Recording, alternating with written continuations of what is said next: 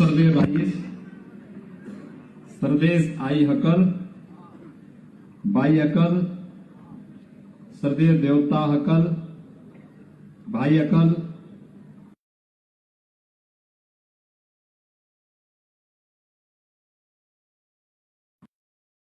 লগতে আগন্তুক रंगोली बिहुर उलोक ग्रहण करिब। मंच पर उपस्थित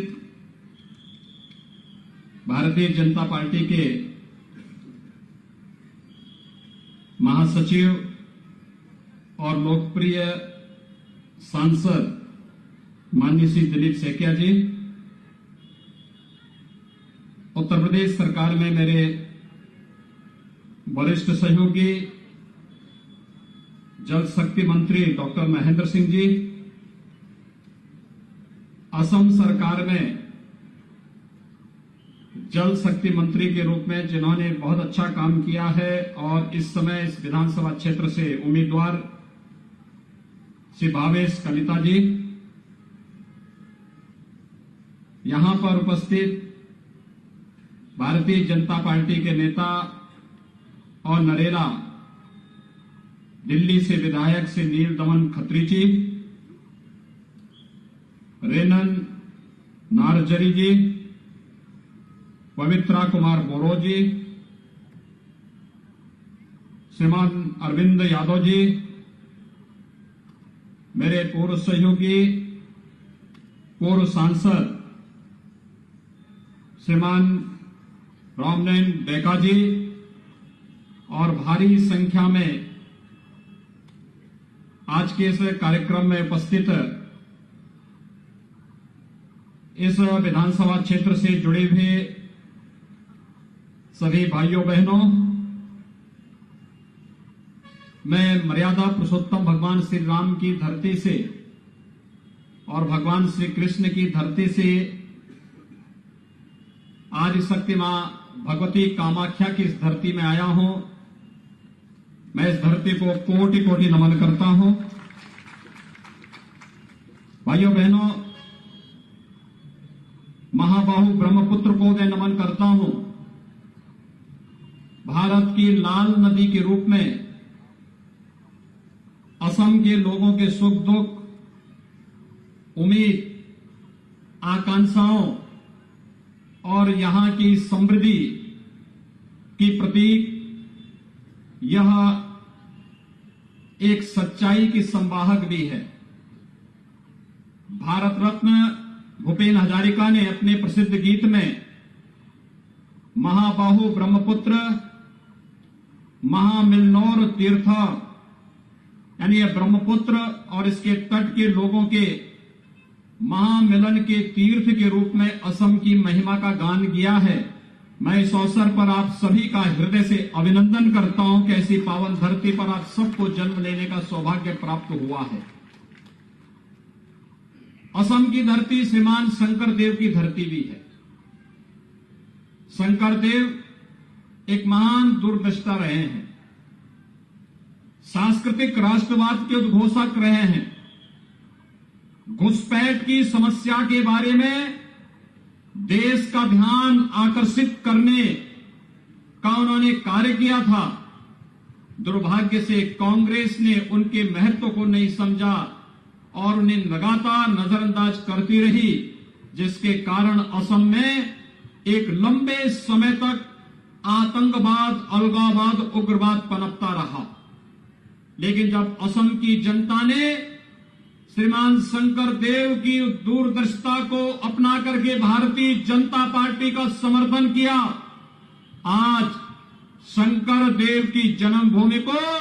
भारतीय जनता पार्टी ने घुसपैठियों से मुक्त करने का काम किया है और यही आह्वान करने के लिए आज हम सब आपके बीच में आए हैं।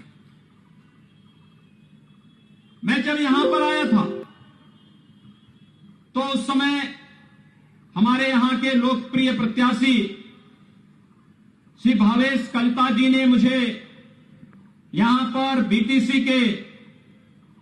जो मेंबर हैं श्रीमान रेनन नारजरी और पवित्रा कुमार बोरो जी, इन दोनों का परिचय करवाया बोडोलैंड के विकास के प्रति प्रतिबद्ध इन लोगों के कारण आज मोदी जी की दूरदर्शिता और लुक ईस्ट को एक्ट ईस्ट के रूप में बदल करके जो विकास के कार्यों के साथ असम और पूर्वोत्तर के जोड़ने के लिए कार्य किया गया, श्री सर्बानंद सोनोवाल के नेतृत्व में असम के अंदर पिछले 5 वर्षों के अंदर जो कार्य हुआ और बोडोलैंड के अंदर विकास की जिस प्रक्रिया को बहाल किया गया, उसका परिणाम है शांति सौहार्द का भाग्य क्षेत्र बना है। और तेजी के साथ बीटीसी से जुड़े हुए जितने भी हमारे सदस्य हैं, इनके द्वारा विकास की इस प्रक्रिया को आगे बढ़ा करके न केवल बोडोलैंड की बल्कि असम और भारत के विकास के प्रति अपनी प्रतिबद्धता को दोहराने का जो कार्य किया जा रहा है, बोडोलैंड शांति समझौते के माध्यम से विकास की इस प्रक्रिया को आगे बढ़ाने के लिए मैं भारतीय जनता पार्टी के केंद्रीय, राज्य स्तर और बोडोलैंड से जुड़े हुए जितने पदाधिकारी हैं, इनका हृदय से अभिनंदन करता हूं और आप सबको इस बात के लिए अपनी शुभकामनाएं देता हूं कि ईमानदारी के साथ विकास की इस प्रक्रिया को आगे बढ़ाने का कार्य भारतीय जनता पार्टी कर रही है। मित्रों, श्री भावेश कलिता ने आपके इस क्षेत्र में विकास की प्रक्रिया को तेजी के साथ आगे बढ़ाया है। इंफ्रास्ट्रक्चर डेवलपमेंट के लिए रोड इंफ्रास्ट्रक्चर हो या इरिगेशन के क्षेत्र में, यहां पर वर्षों से दशकों से लंबित परियोजनाओं को एक नई गति देने का कार्य रहा हो। श्री सोनोवाल जी के नेतृत्व में जिस तेजी के साथ उन्होंने असम के अंदर कार्य किया है और खासतौर पर इस विधानसभा क्षेत्र में, वो अपने आप में एक अभिनंदनीय कार्य है, अन्यों के लिए प्रेरणादायी कार्य है। ये इसलिए संभव हो पाया क्योंकि भारतीय जनता पार्टी का नेतृत्व विकास के पैमाने पर न जाति, न क्षेत्र, न भाषा, न किसी भी अन्य बात के आधार पर कोई भेदभाव किसी के साथ नहीं करती है। भारतीय जनता पार्टी ने तो एक ही नारा दिया और वह नारा है सबका साथ, सबका विकास का। वह नारा है सबका साथ, सबका विकास, सबका विश्वास। सबका साथ और सबके विकास का ये नारा, जहां पर मकान देने में प्रधानमंत्री आवास योजना में किसी के साथ भेदभाव नहीं, विद्युत के निःशुल्क कनेक्शन सौभाग्य योजना में देने में किसी के साथ भेदभाव नहीं, जहां पर रसोई गैस का एलपीजी का सिलेंडर देने में किसी के साथ भेदभाव नहीं, जहां पर आयुष्मान भारत का 5 लाख रुपए का सालाना स्वास्थ्य कार्ड की सुविधा देने में किसी के साथ भेदभाव नहीं, जहां पर प्रधानमंत्री किसान सम्मान निधि में हर किसान परिवार को 5 लाख, हर किसान परिवार को 6,000 रुपए सालाना देने में किसी प्रकार का कोई भेदभाव नहीं। यह भारतीय जनता पार्टी का न जाति, न क्षेत्र, न भाषा के आधार पर, न मत और मजहब के आधार पर किसी भी प्रकार का भेदभाव किए बगैर सबका साथ और सबके विकास की इस प्रक्रिया को आगे बढ़ाने का परिणाम है कि आज विकास की प्रक्रिया के साथ असम तेजी के साथ आगे बढ़ रहा है। भाइयों बहनों, ये इसलिए हो पाया है क्योंकि हमारे पास सुशील नेतृत्व प्रधानमंत्री मोदी जी का है और मोदी जी के नेतृत्व में आज भारत दुनिया की एक महाताकत बन रहा है। अभी आपने 4 दिन पहले अमेरिका के राष्ट्रपति का वक्तव्य पढ़ा होगा, जिसके बारे में उन्होंने प्रधानमंत्री मोदी जी की बुरी प्रशंसा की और प्रधानमंत्री मोदी जी के बारे में कहा कि दुनिया के नेताओं के सामने कोविड प्रबंधन में, कोरोना प्रबंधन में भारत ने जो विशेषज्ञता दुनिया को दी है वह अभिनंदनीय है और इसके लिए प्रधानमंत्री मोदी जी की उन्होंने सराहना की। भाइयों बहनों, कोरोना प्रबंधन के साथ साथ कोरोना की 2 स्वदेशी वैक्सीन देने का काम भी प्रधानमंत्री मोदी जी के नेतृत्व में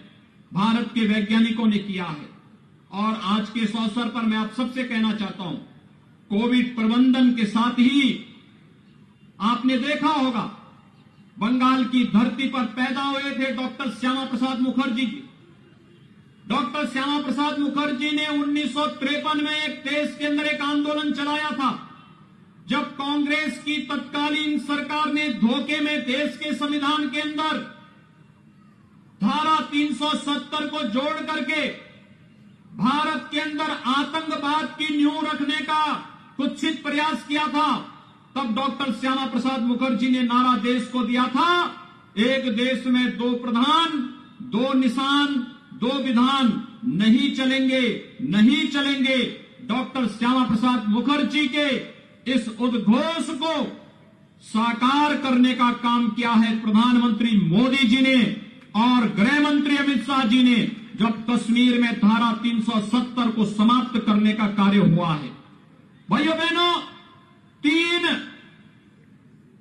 धारा 370 को समाप्त करना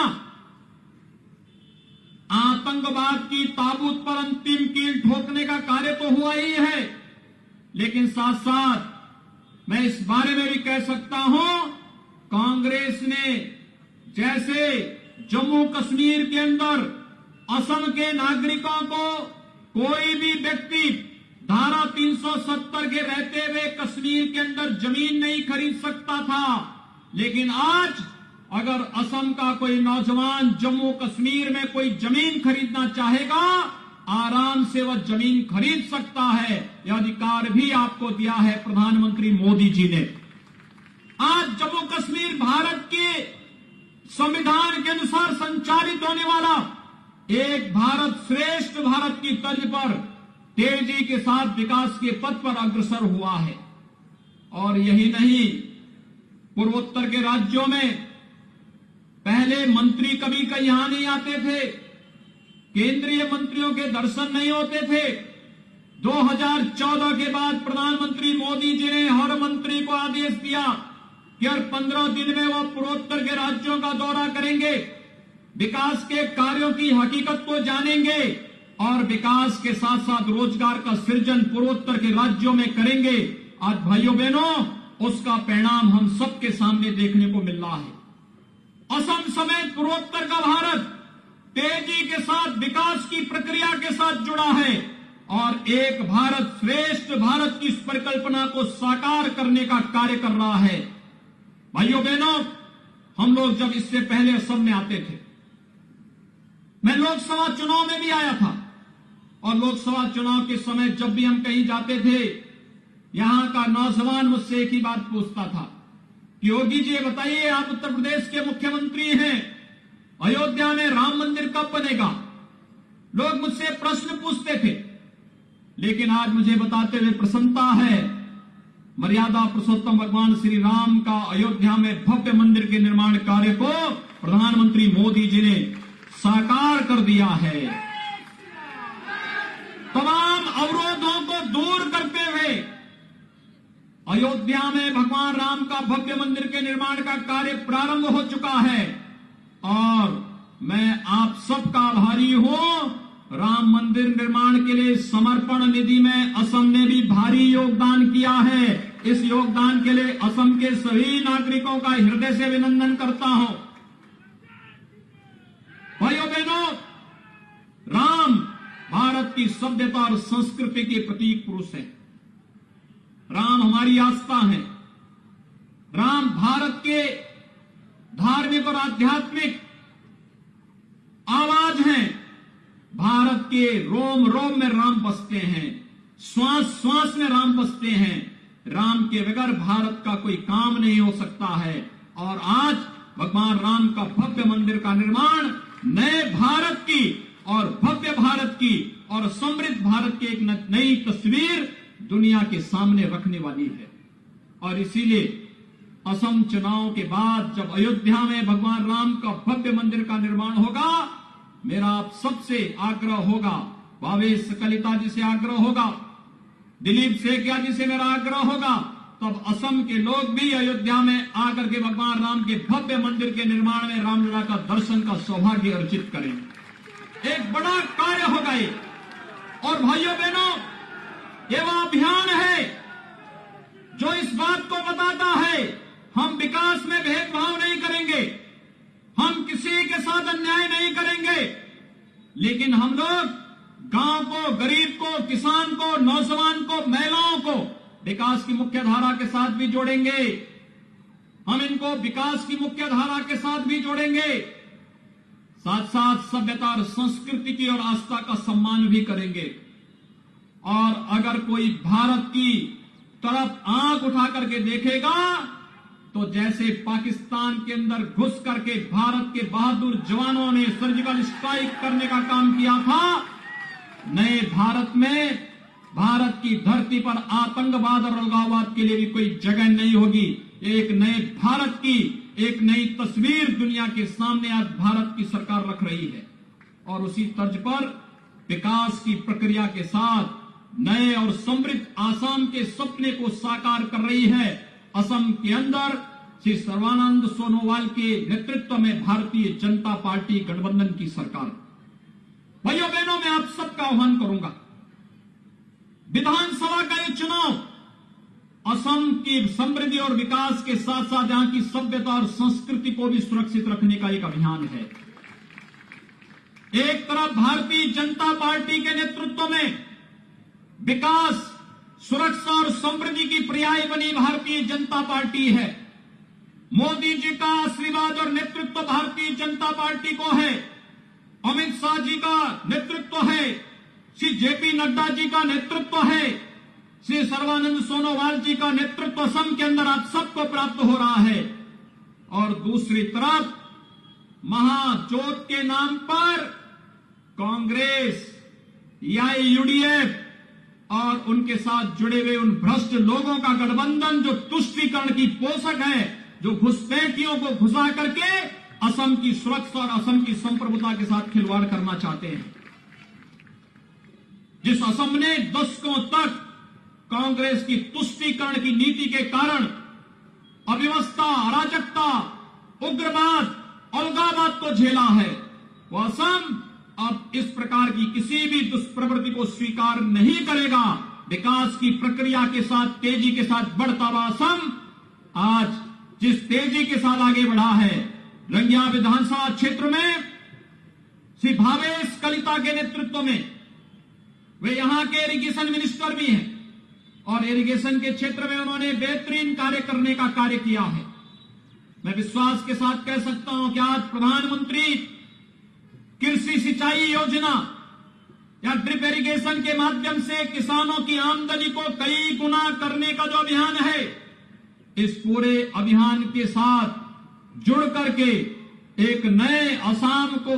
समृद्ध असम के रूप में आगे बढ़ाने के लिए जिस तेजी के साथ भारतीय जनता पार्टी ने कार्य किया है और समृद्धि, सुरक्षा और शांति के पर्याय असम के लिए भारतीय जनता पार्टी को 5 वर्ष का अवसर एक बार फिर से आवश्यक है। और इसके लिए आज आप सबसे अपील करने के लिए आए हैं कि रांगिया विधानसभा क्षेत्र से श्री भावेश कलिता को भारी बहुमत से विजयी बनाने की अपील आप सबसे करते हुए आज के इस अवसर पर मैं एक बार फिर से आपका आह्वान करूंगा कि भारतीय जनता पार्टी को भारी बहुमत से विजयी बनाने की अपील करेंगे। यह अपील आप सबसे करते हुए आपका आह्वान करता हूं। एक बार दोनों हाथ उठा करके मेरे साथ बोलेंगे, दोनों हाथ उठाएंगे, जय जय श्री राम, जय जय श्री राम, जय जय श्री राम।